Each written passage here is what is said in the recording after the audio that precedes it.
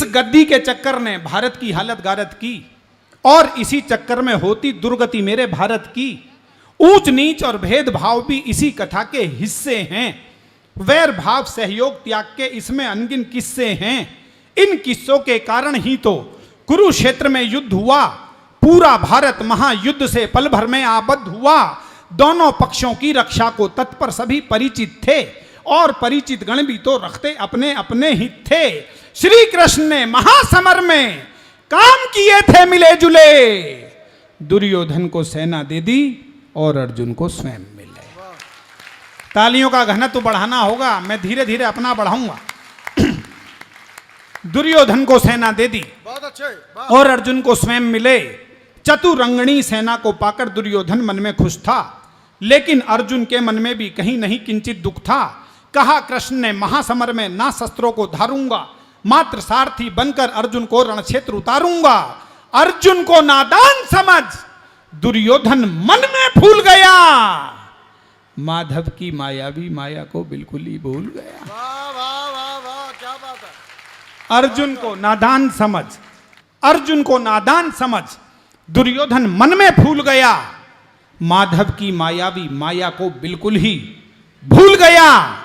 भीष्म पिता ने भी कृष्णा की प्रतिज्ञा के वचन सुने, वचनों को सुनकर मन ही मन जाने क्या क्या भाव गुने। वो पिता में है जो तन मन से कौरव सेना को अर्पित थे, वो पिता में है जो दुर्योधन की सेना को सदा समर्पित थे, वो पिता में है जो दुर्योधन की सेना के सेनापति थे, वो पिता में है जिनके सारे सर स्वयं काल की ही गति थे, वो पिता में है जिनके अस्त्रों शस्त्रों पर लक्ष्य सुअंकित थे, वो पिता में है जिनकी शक्ति से सभी देवता शंकित थे, वो पिता में है जिनके शस्त्रों से अंबर तक फट जाता था, वो पिता में है जिनकी इच्छा से गंगा जल हट जाता। वाह वाह वाह वाह वाह, क्या कहने प्रवीण भाई साहब, क्या कहने। भिवानी वालों, मैंने बताया है कि मैं कलेजा निकालूंगा, हाथ उठाकर तालियां बजा दीजिए एक बार, बहुत मन से सुनाकर जाऊंगा।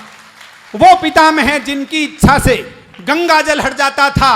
जब सुने उन्होंने वचन कृष्ण के, मन ही मन में मुस्काए, यह सोच चलो मौका या माधव को झुटलाया जाए।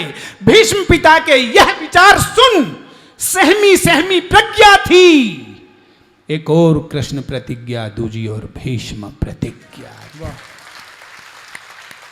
प्रणाम करता हूं जिस तरीके से आप संभाल रहे हैं। एक और कृष्ण प्रतिज्ञा, दूजी और भीष्म प्रतिज्ञा थी। दादा की प्रतिज्ञा सुन अर्जुन मन ही मन विचलित था, क्योंकि उनकी सभी शक्तियों से वह पूरा परिचित था। वह जान चुका था पितामह ने जैसे जो भी ठान लिया, क्रूर काल ने भी उनकी इच्छा को वैसे मान लिया। प्रतिज्ञा पूरी करने को वह कुछ भी कर डालेंगे, कुरुक्षेत्र की इस भूमि को लाशों से भर डालेंगे। मुझ बालक को भी लगता है अब उनसे लड़ना होगा, संभव है कि मृत्यु के चरणों में भी चढ़ना होगा। विचलित अर्जुन के मस्तक पर उभर उठी चिंता रेखा, श्री कृष्ण ने व्याकुल आकुल अर्जुन के मुख को देखा। भिवानी वालों, मैं मंच का सबसे छोटा कवि मानता हूं अपने आप को। अगली दो पंक्तियों में आपको लगे कि मैंने गीता का सार दो पंक्तियों में महाराजा अग्रसेन जी के चित्र के सम्मुख निवेदित कर दिया है, तो पूरे सदन का भरपूर आशीर्वाद मिले। अपने बड़े भाई विनीत चौहान को यह पंक्तियां सौंपता हूं कि विचलित अर्जुन के मस्तक पर उभर उठी चिंता रेखा, श्री कृष्ण ने व्याकुल आकुल अर्जुन के मुख को देखा। बोल उठे हे पार्थ, युद्ध से आज अगर डर जाओगे तो संभव है कि तुम जीने से पहले मर जाओ। क्या कहने भाई, बाबा डॉक्टर साहब जिंदाबाद, बहुत खूब, वाह वाह वाह।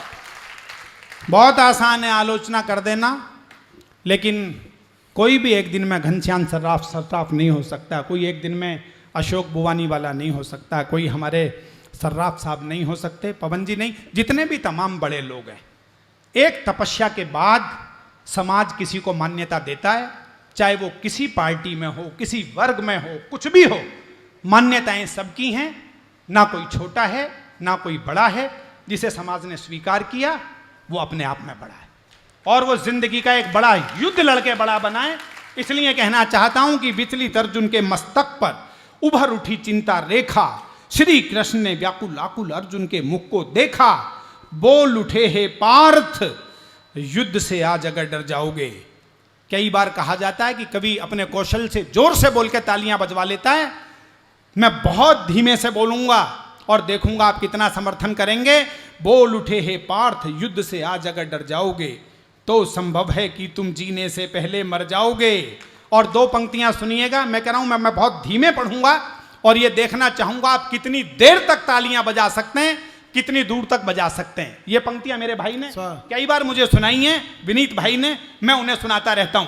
बोल उठे हे पार्थ युद्ध से आज अगर डर जाओगे तो संभव है कि तुम जीने से पहले मर जाओगे।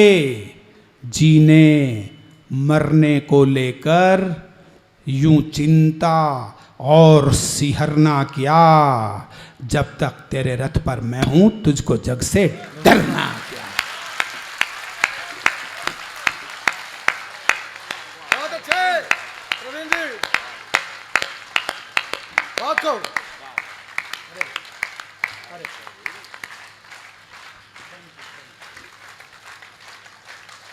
बहुत खूब, बहुत खूब, वाह वाह वाह वाह, क्या कहना।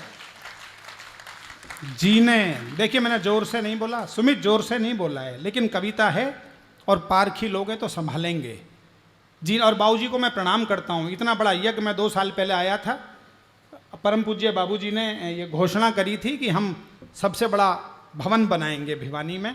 मैं आपकी संकल्प शक्ति को भी प्रणाम करता हूँ। जीने मरने को लेकर यूं चिंता और सिहरना क्या, जब तक तेरे रथ पर मैं हूं तुझको जग से डरना क्या। माधव की बातों से अर्जुन में शक्ति संचार हुआ, कांधे पर गांडीव सजाकर लड़ने को तैयार हुआ। महासमर में वीरों ने निज प्राणों की आहुति दी। ये सब आपकी गोलियों का कमाल है। महासमर में वीरों ने निज प्राणों की आहुति दी। पितामह ने अर्जुन को देखा रथ की धीमी गति की, रथ को रोका और रोकते ही पहले ये काम किया। मैंने 15 दिन तक सोचा भिवानी वालों क्या हुआ होगा जब अर्जुन, कृष्ण और भीष्म आमने सामने आए होंगे। तब 2 पंक्तियां मां सरस्वती ने मेरी झोली में डाली। संभालिएगा कि रथ को रोका और रोकते ही पहले ये काम किया। माधव को देखा, मुस्काए, झुककर उन्हें प्रणाम किया। प्रणाम करता हूं, आप पंक्ति समझे। प्रिंसिपल साहब, रथ तो रोका भीष्म ने, लेकिन अर्जुन की तरफ नजर उठाकर नहीं देखा। वो जानते हैं तीर तो अर्जुन के साथ चलने हैं, लेकिन आज का युद्ध अर्जुन से नहीं है, कृष्ण से है। इसलिए रथ को रोका और रोकते ही पहले ये काम किया। माधव को देखा, मुस्काए, झुककर उन्हें प्रणाम किया। अर्जुन को आशीष दिए, छलकी आंखों को मींच लिया और अगले ही क्षण तुणीर से भी बाणों को खींच लिया। चढ़ा धनुष पर बाण उन्होंने खींचा जब प्रत्यंचा को, बिजली कड़की, सैनिक बोले डर करके भागो भागो। शस्त्रों की वर्षा से अंबर आतुर था फट जाने को, रत्नाकर में उठी हिलोरे नील गगन छुआने को। शैल शिखर तक ध्वनि तरंगों से टकराकर गिरते थे, लगता था कि कुरुक्षेत्र पर काले बादल घिरते थे। पितामह के बाणों से पूरा भूमंडल डोल उठा, प्रत्येक वीर ही महासमर में हर हर बम बम बोल। तालियां कम ना कीजिएगा, अभी मुझे और बढ़ाना है घनत्व। प्रत्येक वीर ही महासमर में हर हर बम बम बोल उठा, तलवारों के टकराने से ध्वनि गूंजती थी टन टन। मेरे गुरु डॉक्टर कुंवर बेचैन, जिनके अंडर में मैंने पीएचडी की, मैं कविता लिखता जाता था, उन्हें सुनाता जाता था। मैंने कहा गुरुजी यहाँ तक लिख लिया, युद्ध का वर्णन है, तो उन्होंने कहा प्रवीण ध्वन्यात्मक शब्दों का प्रयोग करो, टवर्ग वाले शब्द, ठवर्ग वाले शब्द। मैं निवेदन करता हूं, हरियाणा में कुरुक्षेत्र है, आपकी माटी पर, यदि आपको एक क्षण को यह लग जाए कि मैंने इस गोविंद राम टिबड़े वाला सभागार में युद्ध की ध्वनि पैदा कर दी, कुरुक्षेत्र की, महाभारत की, तो अपने बच्चे को बहुत आशीष दीजिएगा।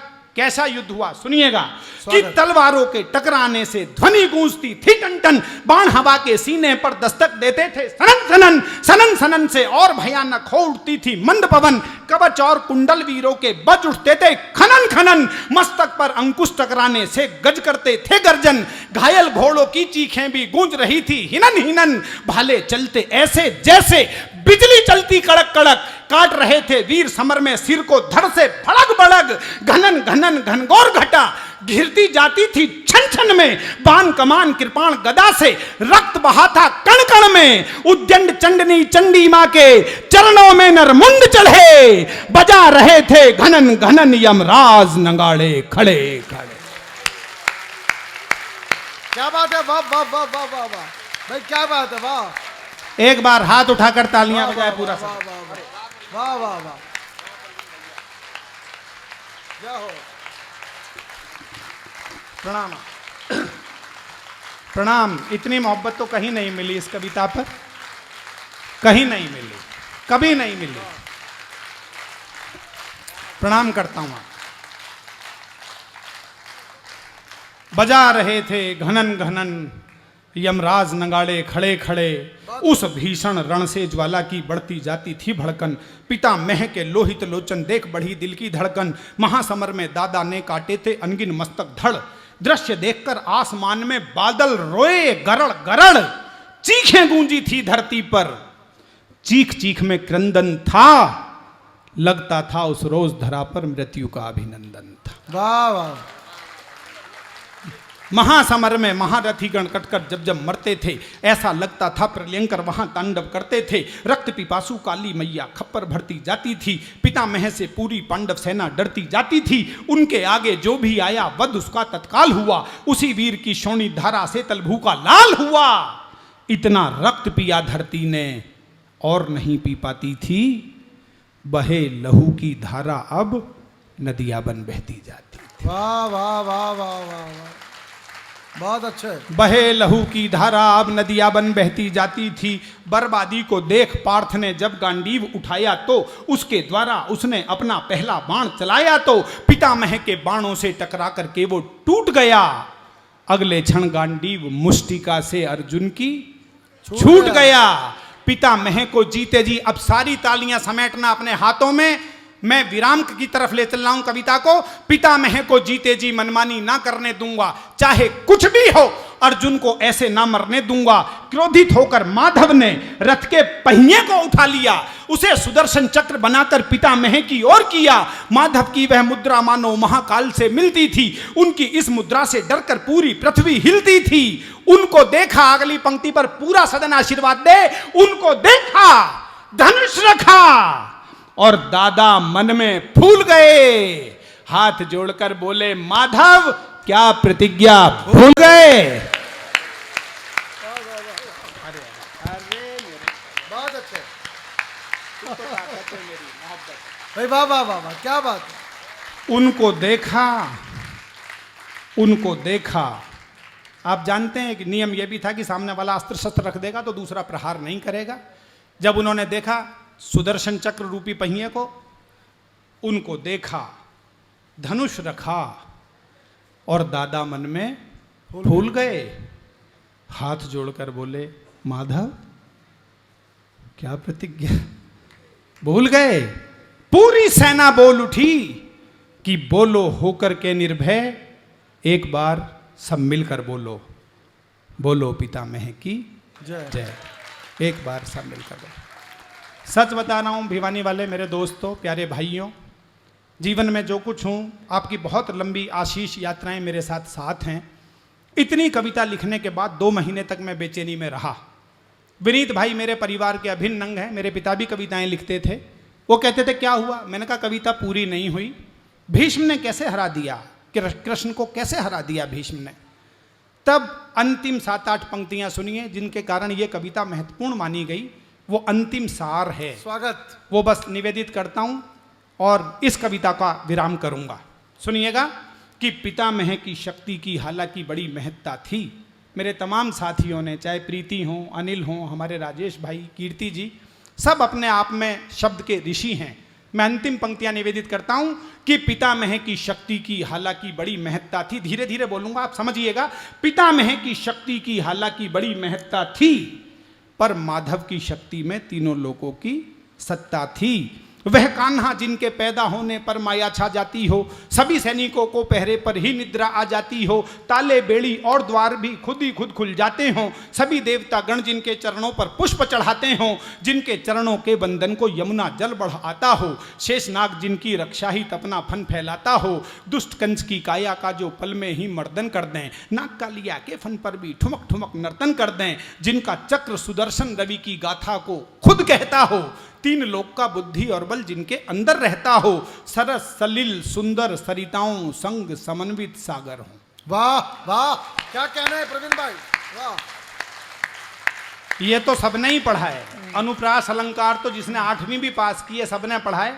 एक ही वर्ण से सारे शब्द मैंने शुरू किए और छंद के पारखी लोग बैठे, छंद भी भंग नहीं होने दिया है। सरस सलिल सुंदर सरिताओं संग समन्वित सागर हों, अगम अगोचर आदि अखंडित और अनस्वर आखर हों। वाह वाह। जिस परम पिता परमेश्वर की शक्ति का कोई अंत नहीं, जिनके आगे प्रश्न कभी भी कोई रहा ज्वलंत नहीं, उस परम पिता को पितामह ने आखिर कैसे डरा दिया। यह बात असंभव है पर भक्ति ने भगवान को हरा दिया। तालियां मिलकर बजा दीजिए। कविता का विराम कर रहा हूं, मुझे भी बहुत अच्छा लगा है। यह बात असंभव है पर भक्ति ने भगवान को हरा दिया। पितामह की अपने जीवन से हो चली विरक्ति थी, पर परम पिता के लिए पितामह में अटूट आसक्ति थी।